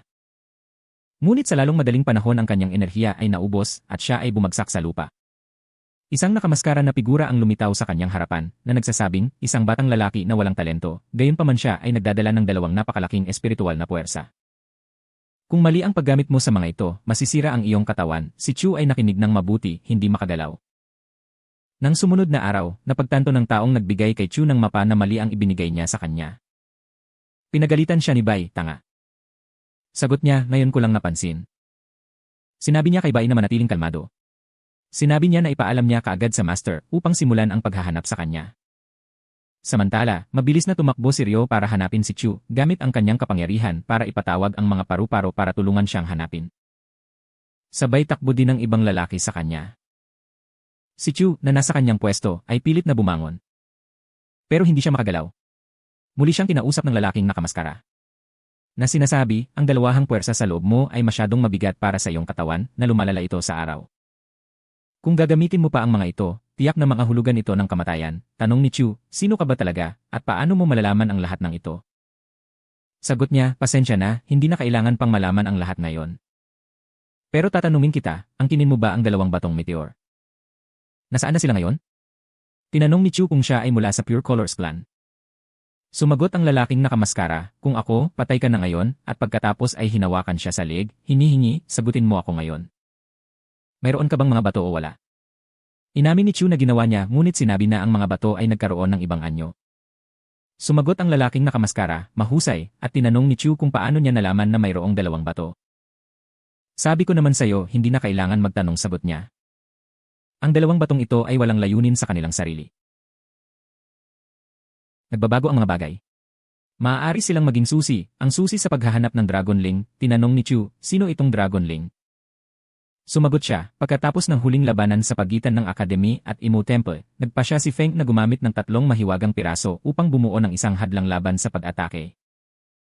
Ang isa sa mga pirasong iyon ay lumabas mula sa mga bato at maaaring alisin ang selyo sa iyong katawan na maibabalik ang iyong orihinal na kapangyarihan. Pagkatapos ay napansin ng lalaking nakamaskara na papalapit ang mga miyembro ng Pure Colors clan at sinabing, kailangan kong umalis ngayon. Naghagis siya ng prutas kay Chu, sinabihan siyang kainin ito kung ayaw niyang mamatay, ipinaliwanag na ang enerhiya sa loob ay tutulong sa kanya na ipagtanggol ang sarili niya saglit. Mabilis itong kinain ni Chu, nabawi ang lakas, at nagawang talunin ang mga umaatake. Sa puntong ito, nakita ni Ryo ang posisyon ni Chu at pumunta sa kanya. Ngunit nakaalis na ang lalaking nakamaskara. Sa kanyang pag-alis, nakasalubong niya ang katunggali ni Ryo na nagtatrabaho sa direktor na umatake sa kanya. Mabilis siyang ibinagsak ng lalaking nakamaskara sa lupa, na pagtantong hindi ito tunay na katawan, isang puppet lamang na kinokontrol mula sa malayo. Naisip niya, kailangan kong ipaalam agad sa direktor. Kinabukasan, dinala ni Ryo si Chu sa Bai, at habang naglalakad sila, sinabi ni Bai sa kanya, hindi maaaring baliwalain ang sitwasyong ito. Dapat naming ipaalam sa direktor ang tungkol sa Pure Colors clan at kung bakit ikaw lang ang tinatarget nila. Naalala ni Chu ang sinabi ng lalaking nakamaskara tungkol sa paghahanap nila sa piraso ng dragon at paghahanap sa taong kumuha ng meteor stone sa kanila. But he withheld the truth from Bai, instead replying, they're probably after me kasi natalo ko yung leader nila dati. Tinanong ni Bai kung paano niya ito nahanap. Sagot ni Bai, hindi ako ang nakahanap sa'yo, si Ryo, bago palang bumagsak sa kanila ang isang napakalaking bato. Tinulak sila ni Ryo palabas. Pagtingin nila sa taas, may nakita silang papalapit na nagsabing, so, ikaw pala si Chu. Dapat malakas ka para talunin ang napakaraming followers ko. Ako si Xian at ako mismo ang pumunta dito para harapin ka. Nag-aalalang bulalas ni Bai, Xian. Ikaw ang pinuno ng Pure Colors clan. Tinangka ni Ryo na umikot at atakihin siya, ngunit nakulong siya sa loob ng bundok sa pamamagitan ng pagtayo ng mga bato. Sinubukan ni Bai na maghagis ng bomba sa kanya, ngunit pinatalikod ito ni Xian na nagdulot ng pagsabog. Lumingon kay Chu, sinabi ni Xian, hindi naiintindihan ng mga kaibigan mo ang kapangyarihan ko. Kung bibigyan mo ako ng meteor stone, hahayaan kitang mabuhay nang hindi ka papatayin. Pero linawin natin, pinatay mo ang mga tagasunod ko at nadungisan ang reputasyon ng aking angkan, kaya hindi kailangan ng mundo ang isang tulad mo. Pagkatapos ay nag-alok siya ng ibang deal. Ibigay mo sa akin ng bato at papatayin kita sa isang mabilis na hampas. Sinubukan siyang atakihin ni Chu, ngunit madali siyang hinarang ni Xian. Tinangka ni Ryo na bumasag sa mga bato na nakakulong sa kanya upang protektahan si Chu. At hinawakan ni Xian si Chu gamit ang kanyang kapangyarihan at itinaas siya sa ibabaw ng burol, naghahanda na patayin siya, at natagpuan lamang si Ryo na umaatake sa kanya ng mga halaman. Ipinagpatuloy ni Ryo ang pananakit kay Xian hanggang sa nagawa niyang itapon ito. Pagkatapos ay hinawakan niya si Chu bago ito nahulog. Habang nagtangka silang tumakas, bigla silang nakaramdam ng malakas na puwersa na pumipigil sa kanila. Sa unahan, nakita nila ang parehong dalawang individual mula sa naunang pagsubok. Nilapitan ng batang babae si Chu, pinaandar ang kanyang kakayahan, at sinabi sa kanilang pinuno. Wala sa kanya ang meteor stone, o teka, may iba pa siya. Kinuha niya ang bato mula kay Chu at inihagis sa kanyang pinuno, na sumigaw, ito ang susi. Nahanap ko na rin sa wakas. Ngayon ay mahahanap ko na ang dragon, at ang buong Qian Academy at kaharian ay magiging akin. Tumingala siya, sinabing, sa wakas, ako na ang magkokontrol sa lahat ng bagay dito.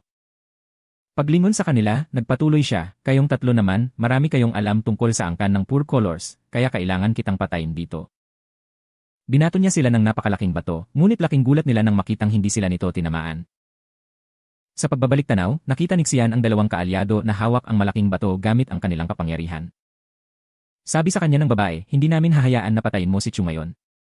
Tinanong niya kung ang ibig sabihin nito ay pinagtaksilan nila siya, na sumagot siya, hindi eksakto, ngunit dapat nating protektahan si Chu. Tumugon si Xian, pagkatapos ay kailangan kong alisin kayong lahat, at ginamit ang kanyang kapangyarihan para batuhin sila. Nagawa ng batang lalaki na harangan ang pag-atake, at nang subukan niyang muli, nadagdagan ng batang babae ang kanyang kapangyarihan upang palayain ang trio, na nagpapahintulot sa kanila na samantalahin ang pagkakataong makatakas sa kabubatan. Tinanong ni Xian ang dalaga kung bakit niya ito pinagtaksilan, at ang sagot niya, limitado ang pananaw mo. Plano ng akademya na tapusin ang Pure Colors Clan. Kahit na walang ibunyag ang tatlong ito, ang direktor ay hindi maghihintay upang matuklasan ang iyong katotohanan. At ang iyong mga ambisyon na kontrolin ang akademya ay maliwanag. Kung gusto mong sumali sa amin, matutulungan ka naming matupad ang iyong pangarap. Tanong ni Xian, sino ka ba talaga? Sagot niya, tayo ang pinto para makatakas sa problemang kinalalagyan mo. Kinabukasan, tinipon ng master ang lahat ng mga mag-aaral. Na nagpapahayag na ang direktor ay nagpasya na wakasan ang Pure Colors Clan at sinentensyahan sila ng pagkakulong. Ang pagpapatupad ay ipinatupad at ang buong angkan ay inalis o tila. Pagkatapos ay pumunta ang master upang makipag-usap sa direktor na nagtanong kung ano ang nangyari. Sumagot ang master, naging maayos ang lahat. At nakuha rin namin ang susi. Halika at kumpirmahin ito sa iyong sarili. Tiningnan ito ng direktor at naramdaman niya ang kakaibang enerhiya na nagmumula rito. Kinagabihan, umalis si Ryo. Isinara ang pinto sa likod niya, only to find Chu in front of her. Sabi niya, maraming salamat sa ginawa mo. Umalis si Ryo nang hindi sumasagot. Bilang isang mabilis na paalala, si Ryo ay ang batang babae mula sa simula na nagsuot ng balabal upang itago ang kanyang sarili bilang isang lalaki, upang walang maghinala sa kanya, lahat ay tinatrato siya ngayon bilang isang lalaki, hindi alam ang kanyang tunay na pagkatao. Ituloy natin ang video. Pumasok si Chu sa kanyang tahanan. Pinag-iisipan, sino nga ba itong taong nakamaskara? Bakit siya dumating ngayon at binigay sa akin ang susi? Naalala niya ang sinabi ng lalaking nakamaskara habang inaabot nito ang susi. Hihintayin kitang makarating sa bundok. Napaisip siya, bakit ako? Siguradong may seryosong dahilan kung bakit niya ako pinili. Samantala, pinuntahan ni Ryo ang taong nakilala niya. Tinanong niya ito, kumusta na si Chu? Sagot niya, buong lakas ko siyang pinoprotektahan. Hindi na kailangang mag-alala. Sagot niya, yun naman talaga ang kailangan ko.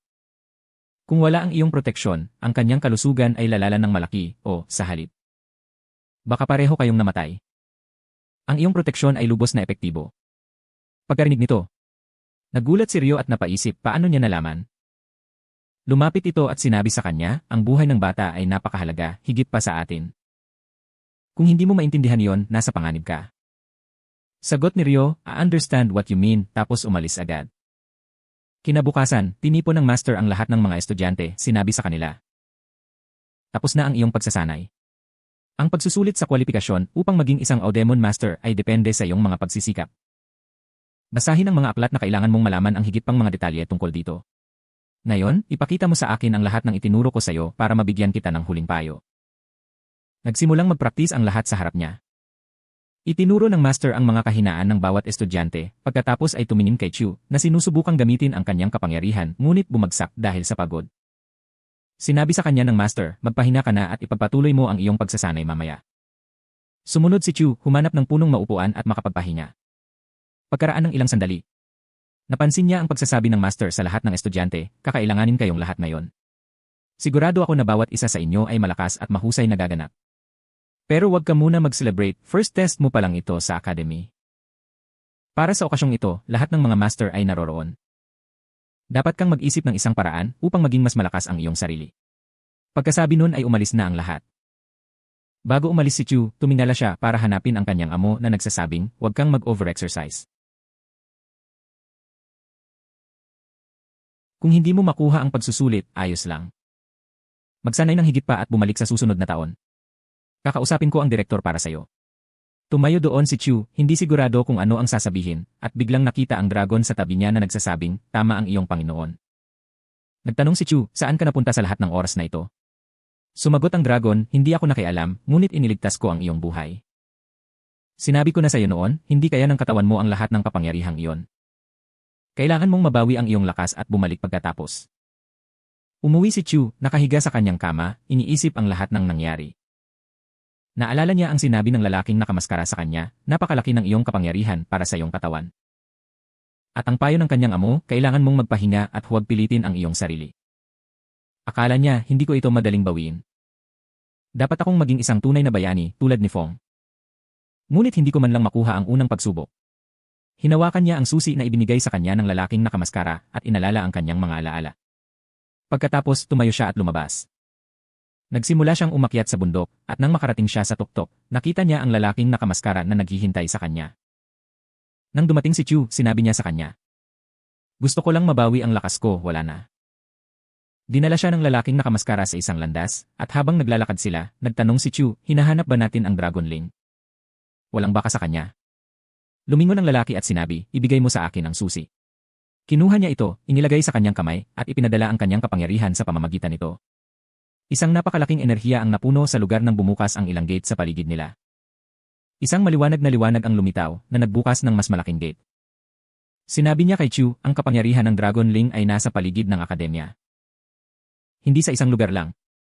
Ngunit hanggat mayroon tayong susi, madali natin itong mahahanap. Habang nakatayo sila, lumitaw ang mga halimaw. Nag-aalalang tanong ni Chu, "Sino ang mga ito?" Sumagot ang lalaki, "Ito ay mga espiritong nagbabantay sa dragon." Humakbang siya, inatake sila, at sinabi kay Chu, "Tumakbo ka ng mabilis, maaabot mo ang dragon." Nagsimulang tumakbo si Chu, ngunit nakita niya ang mga halimaw sa unahan. Sinira sila ng lalaking nakamaskara, na sinasabi, "Huwag kayong mag-alala sa kanila, ako ang hahawak sa kanila." Tumakbo ka lang sa pangunahing silid kung saan makikita mo ang dragon. Si Chu ay patuloy na tumatakbo. Umiiwas sa mga halimaw hanggang sa makapasok siya. Pagpasok niya, lumipat siya sa lugar at napansin niya ang isang berdeng ilaw na nagmumula sa kung saan. Pumunta siya roon para mag-imbestiga at may nakita siyang piraso ng bato na hugis dragon. Nang makita ito, naalala niya ang mga salita ng lalaking nakamaskara tungkol sa pinuno ng kaharian na gumagamit ng 3 mahiwagang piraso upang lumikha ng isang hadlang upang protektahan ang lugar mula sa mga pag-atake. Napagtanto niya na dapat isa ito sa 3 piraso. Sinubukan itong hawakan ni Shu. Ngunit bago niya magawa, isang malakas na liwanag ang pumuno sa lugar at ang tarangkahan na binuksan ay sarado. Nabasag din ang harang na nakapalibot sa lugar at naramdaman ng taong nakatagpo ni Ryo ang nangyari. Nasa loob pa rin si Chu nang lumitaw ang liwanag, nagpakawala ng napakalaking kapangyarihan mula sa loob niya. Sinubukan niyang gamitin ang kanyang kapangyarihan at natagpuan ang isang napakalaking enerhiya na umaagos. Naisip niya, "Nasaan ang Dragonling? Kailangan kong ibalik ito sa pwesto nito." Lumabas siya para hanapin ang lalaking nakamaskara at nakitang wala na ito. Sa pagbabalik tanaw, napagtanto niya na ang gusaling kinaroroonan niya ay nawala na rin. Ang pagsikat ng araw, naisip niya, "Mag-aalala ako dito mamaya. Kailangan kong magmadali upang makarating sa pagsusulit ngayon." Nagsimulang magtungo ang lahat ng estudyante sa lugar ng pagsusulit at lumapit si Ryo, nagtatanong, "Hindi ba kasama mo si Chu?" Sagot niya, "Akala ko kasama mo siya." Habang naghihintay sila, magsisimula na ang pagsusulit at binibigyan sila ng Deputy Director ng talumpati bago ang pagsusulit. Lahat ay tumingin sa paligid para hanapin si Chu, ngunit nagsimula ang pagsubok bago siya dumating. Ang unang laban ay sa pagitan ni Bai at isang estudyanteng nagngangalang Long Bai na mabilis na nanalo at nagpatuloy ang mga laban habang ang bawat mag-aaral ay humarap sa iba. Tumingin si Bai sa tabi niya at nakitang dumating na si Chu. Kakausapin pa lang niya, sinabi ni Chu, "Ang kapareha ko ngayon. Kakausapin kita mamaya," at tumungo sa kanyang laban. Sa sandaling magsimula ang laban, nakita ni Bai na natalo agad ni Chu ang kanyang kalaban. Nagulat ang lahat sa akademya na mangha na nanalo si Chu sa isang strike. Nagkomento ang master, "Hindi ako makapaniwala na ito ang kapangyarihan ng isang walang kulay," ngunit tumingin siya at nakita niyang bumagsak si Chu na naging sanhi ng pagkataranta ng lahat. Habang sinusuri nila siya, ang mga tao mula sa templo ng E ay pumasok sa akademya. Sinasalakay ang mga estudyanteng nagtangkang tumakas. Ang babaeng tumulong kay Chu ay sinubukang tumakbo kasama ang kanyang kaibigan na nagsabing hindi ito ang tamang paraan. Sinabi niya sa kanya, "Hindi mo yon dapat alalahanin ngayon." Tumingala siya at nakita ang isang lalaki mula sa templo ng A sa unahan, ngunit gumamit ng puwersa mula sa kanyang mga kamay para itaboy siya. Tanong ng dalaga, "Ano ang nangyayari?" At sagot niya, "Walang oras para magpaliwanag. Tumakas muna tayo." Umalis si Bai para hanapin si Chu, ngunit nang malapit na siya, nakita niya si Shi na nagsasabi sa kanya na lumayo, pagkatapos ay hinampa si Bai na pinalipad siya. Tumayo si Shi sa harapan ni Chu at sinabing, "Sa wakas, nagkita na kami," ngunit bago pa siya makakilos, may umatake sa kanya. Sabi niya, "Matagal na simula noong huli nating pagkikita ang hari ng Ottoman. Kung ikukumpara sa huling laban, nanghina ka. Pumunta ako dito para ayusin ang score sa'yo." Sumagot ang punong guro, ako ang gustong mag-ayos ng mga marka, at tinipon ang lahat ng mga mag-aaral at mga gwardiya. Pag-uutos sa mag-aaral na palaging nakikipagkumpetensya, kay Ryo na labanan ang mga natitirang miyembro ng templo kasama ang mga gwardiya. Pagkatapos ay tumayong mag-isa ang punong guro upang harapin si Shai, at sinabing, matagal ko nang alam ang tungkol sa iyong mga plano, kasama ang mga espiya sa akademya, ang mga bitag na iyong itinakda, at lahat ng iyong mga plano tungkol kay Chu. Sumagot si Shai, paano kung alam mo? Ano ang gagawin mo ngayon? Siya ay sumugod, at ang dalawa ay nagsagupaan, bawat isa ay naglalabas ng kanilang buong lakas. Napansin ni Shi na ang punong guro ay naging binata at lumakas. Kaya't siya ay naging isang malaking hayop at nagpatuloy ang kanilang matinding labanan. Sa wakas, malapit na siyang matalo, pero bago pa man siya matalo, hinawakan niya si Ryo at sinabing, I'll kill her now, she's the last survivor of the Hiwa clan, and you know her importance even more than do. Ibigay mo si Chu. O tatapusin ko siya dito. Nang makita ito ni Ryo, ginamit niya ang kanyang kapangyarihan para igapos siya ng mga baging, at sa huli, sinaktan siya ng punong guro at pinatapos siya.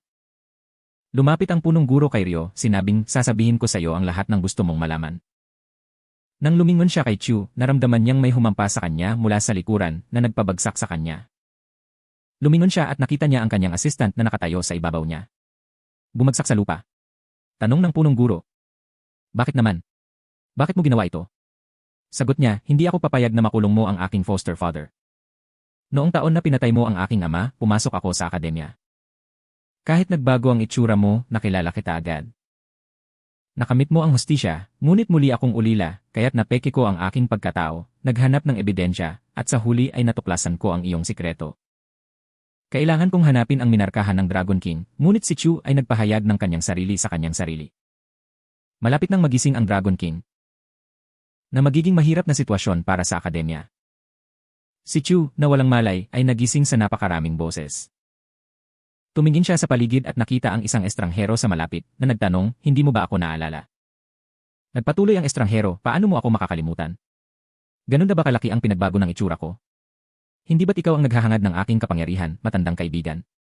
Tumingin si Chu sa tabi niya at nakita ang Purple Dragon, na nagsabi, maligayang pagbabalik, hari ng demonyo. Tumayo si Chu sa totoong mundo, naglabas ng madilim at malakas na enerhiya. Ang lahat ay natigilan at hindi sigurado kung ano ang gagawin, habang ang espiritu ng Dragon King ay nagpakita sa loob ng katawan ni Chu. Ang sabi ng punong guro sa lahat, walang dapat ikabahala. Siya lang ang Dragon King, ngunit sa katawan ni Chu, hindi niya magagawang saktan ang sinuman.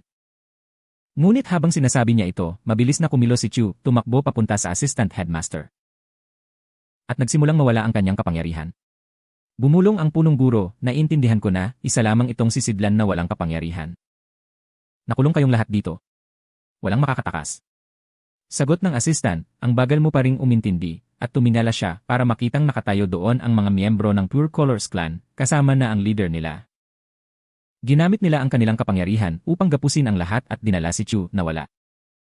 Sabi ng punong guro sa kanyang mga estudyante, dahil ginagamit nila ang kanilang kapangyarihan, masusubaybayan ko sila. Nasa lokasyon na sila ngayon ng huling dakilang labanan. Sinabi sa kanila ng punong guro, sumama ka sa akin. Nasira ang selyo, at dapat nating isara ito sa loob ng 4 na oras, o huli na at matutupad nila ang kanilang layunin. Ang Assistant Headmaster, na ang pangalan ay Won, at ang Pure Colors Clan ay dinala si Chu sa lugar ng Last Great Battle. Pagdating nila, bumaba sila sa isang underground tunnel. Inutusan sila ng isa na dalhin si Chu sa loob at mag-iwan ng ilang gwardiya sa pasukan upang masiguro ang lugar habang sa parehong oras. Ang punong guro at ang kanyang mga kaalyado ay nagmamadaling maabot sila. Sinusubukan pa rin ng haring demonyo na kontrolin ang katawan ni Chu, sinabing, sumuko ka na lang, hindi na kailangan pang lumaban. Sumagot si Chu, mayroon akong kapangyarihan ng walang kulay, ang parehong kapangyarihan na ginamit ng punong guro upang talunin ka. Ang demonyong hari ay gumanti, siya ay isang nilalang lamang, sinusubukang angkinin ang mahika ng kaharian para sa kanyang sarili. Samantala, si Mi ay tumatakbo kasama ang kanyang grupo, at huminto siya upang sabihin, alam mo na mangyayari ito sa akademya ngayon, hindi ba? Sumagot siya. Sumali ako sa Pure Colors Clan, at ang totoo ay nasa katawan ni Chu ang Demon King. Ang tanging layunin ng templo ay ang katawan ni Chu. Sagot ni Mai. Kaya iyon ang dahilan kung bakit sumali ka sa Pure Colors Clan at sa templo. Gagawin ko ang lahat para matulungan si Chu. Hindi ako makatayo at manood habang kinukuha ng Demon King ang kanyang katawan at sinisira ang lahat ng kanyang pinaghirapan. Patuloy na nilabanan ni Chu ang Demon King, nagpakawala ng usok na pumuno sa paligid. At sa sandaling iyon, dumating ang punong guro at ang kanyang mga kasama. Nakita nilang bumangon ang mga halimaw bilang tugon sa usok mula sa hari ng demonyo at nagsimulang labanan sila ng lahat habang umaatake ang mga purong kulay na angkan at ang kanilang mga kaalyado. Sa loob, nagsimulang kumupas ang katawan ni Chu. Naisip niya ito na dapat ang katapusan. Paumanhin lahat. Wala akong magawa. Ngunit pagkatapos, lumitaw ang paru-paro ni Ryo sa kanyang harapan. Natagpuan niya ang kanyang lokasyon, sinira ang pader, at tumayo sa harapan niya, iniisip sa sarili, ang hari ng dragon ay makokontrol siya sa lalong madaling panahon, at naalala noong sinabi niya sa kanya na may marka sa kanyang noo na hinawakan niya. Hinawakan niya ang kamay ni Chu, sinusubukang buhayin muli ang marka. Ang Demon King malapit nang kontrolin si Chu. Nakatayo sa harapan niya. Sabi ng Demon King, isang masamang ideya na panatilihing buhay ang isang tao mula sa angkan ng hiwa at lumipat upang salakayin si Ryo, itinulak siya palayo. Pagtingin sa tabi niya, nakita niya si Chu na nag-ipon ng kanyang kapangyarihan para lumaban. Sabi ni Chu, I told you, have the power of the colorless, siguradong matatalo kita. Pagkatapos, isang napakalaking pagsabog ang naganap sa lugar at naramdaman ito ng lahat ng nasa labas. Samantala, dumating si Mi at nagsimulang pagalingin ang punong guro. Natumayo at ginamit ang kanyang kapangyarihan para sirain ang mga halimaw sa kanyang paligid. Sa loob ng kuweba, sina Chu at Ryo ay nakikipaglaban sa hari ng demonyo. Sinabi ng hari ng demonyo sa kanila, tunay na kayo ay malakas, ngunit ngayon ay malalaman niyo na ang lahat ng inyong pag-asa ay isang hangal na pakiramdam. Ngayon, ipapakita ko sa iyo ang tunay na kapangyarihan. Ginamit niya ang kanyang kapangyarihan upang sirain ang lugar at tumayo roon, sinabi sa kanila, ang lugar na ito ay aking teritoryo ngayon. Pinakawalan niya ang kanyang kapangyarihan sa kanila, itinapon sila sa malayo, at sinabi, magpahinga ngayon, ikaw ay nasa aking madilim na mundo. Ako ang gumagawa ng rules dito. Ito ang unang tuntunin ng aking walang katapusang kapangyarihan. Sinubukan ni Chu na tumakbo at atakihin siya, at sinubukan ni Ryo na tulungan siya, ngunit nakuha ng demonyong hari ang kanyang espiritual na enerhiya. Sinabi niya kay Chu, ang pangalawang tuntunin ay, kapag mas ginagamit mo ang iyong espiritual na enerhiya, mas lumalakas ako, at sa gayon, tumataas ang pagkakataon ng aking muling pagkabuhay. Ginamit ni Ryo ang kanyang kapangyarihan para iligtas si Chu. Upang hampasin siya ng kanyang kapangyarihan. Hinawakan ni Chu si Ryo at nakita niyang nagsisimula na siyang maglaho. Sinabi ng Demon King ang ikatlong tuntunin. Ang kapangyarihan ng sinumang talunan ay bumabalik sa akin. Sinabi ni Ryo kay Chu, lagi mo akong pinoprotektahan. Ngayon na ang pagkakataon ko na protektahan ka. Dapat lumaban ka, naniniwala ako sa'yo. Ilang pangyayari mula sa kanyang nakaraan, at tumulo ang mga luha sa kanyang mga mata nang sumabog ang kanyang kapangyarihan sa lugar. Sumugod siya pasulong, nagawa niyang tamaan ang Demon King at itapon ito sa malayo. Nagpatuloy sila sa pag-aaway hanggang sa wakas, itinapon na naman siya ni Chu. Sinabi ng Demon King, malakas ka, ngunit gaya ng sinabi ko sa iyo noon, kapag mas maraming kapangyarihan ang iyong ginagamit, mas mabilis kong makontrol ang iyong katawan. Huminto si Chu sa paggamit ng kanyang kapangyarihan at sinabing, hindi ko ito gagamitin ngayon. Ako ay orihinal na walang kapangyarihan, ngunit tumanggi akong kilalanin ka. Akala ko kung sasali ako sa akademi, lalakas ako. Ang hari ng demonyo ay tumayo at sinabi, ngayon ay tiyak na naintindihan mo na imposibleng talunin ako at labanan ako habang ikaw ay nasa aking kaharian. Pero huwag kang mag-alala, hindi kita papatayin. Gagawin kitang bahagi ko. Dapat ipagmalaki mo yan, sagot ni Chu, hindi ako takot sa kamatayan. Ang kamatayan ay bahagi ng buhay. Nangako ako kay Ryo na ipaglalaban ko, kahit kabayaran pa ang buhay ko. Inatake siya ng hari ng demonyo, ngunit tumayo si Chu at sinubukang hadlangan ang kanyang kapangyarihan. Panay ang depensa niya hanggang sa maputol ang braso niya.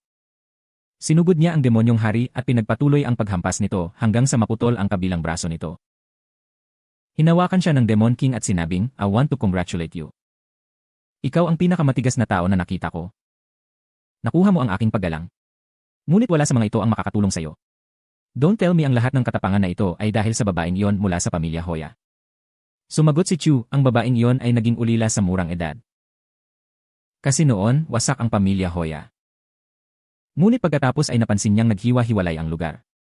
Nagtanong ang hari ng demonyo, sino ang sumisira sa lugar?